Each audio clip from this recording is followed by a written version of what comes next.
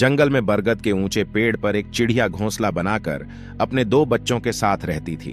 एक दिन एक तूफान आया और बरगद का वह पेड़ गिर गया।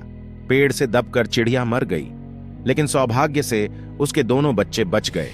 तेज हवा चिड़िया के एक बच्चे को उड़ाकर एक गुफा के पास ले गई, जहां डाकू रहा करते थे। चिड़िया का दूसरा बच्चा ऋषि मुनियों के आश्रम के पास जाकर गिरा। समय बीतने लगा और दोनों बच्चे बड़े होने लगे। कई महीने बीत चुके थे। एक दिन एक राजा जंगल में शिकार करने आया और रास्ता भटक गया। वह बहुत थका हुआ था। एक स्थान पर उसने अपना घोड़ा रोका और पेड़ की छाया में आराम करने बैठ गया। जहां वह आराम कर रहा था, उसके पास ही एक गुफा थी।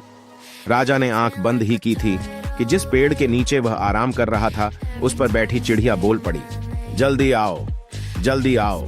इस आदमी के पास ढेर सारे आभूषण हैं। इसका गला काटकर इसे मार डालो और इसे लूट लो। यह सुनकर राजा हैरान रह गया।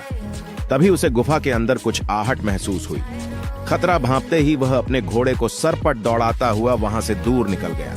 वह घोड़ा दौड़ाता दौड़ाता थक चुका था। आराम करने वह एक पेड़ के नीचे जा बैठा। पास ही एक आश्रम दिखाई पड़ रहा था। उसके नीचे बैठते ही पेड़ की एक डाली पर बैठी चिड़िया बोल पड़ी, राजन, आपका स्वागत है। इस समय आश्रम में कोई नहीं है।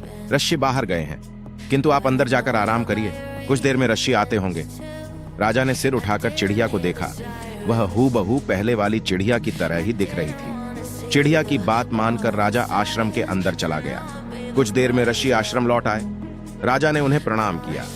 ऋषि ने राजा के लिए भोजन पानी का प्रबंध किया।